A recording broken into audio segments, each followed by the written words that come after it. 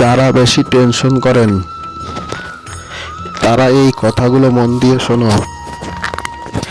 যার মনে ভালোবাসা আছে তার কাছে দেবার মতো কিছুই নেই, আর যার কাছে ভালোবাসা নেই তার কাছে দেবার মতো অনেক কিছুই আছে।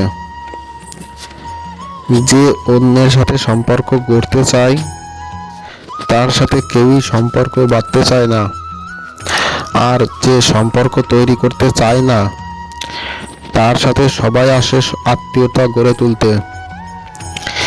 একটা কথা সবসময় মনে রাখবে, অন্ধকার পৃথিবীতে সবসময় থাকে না।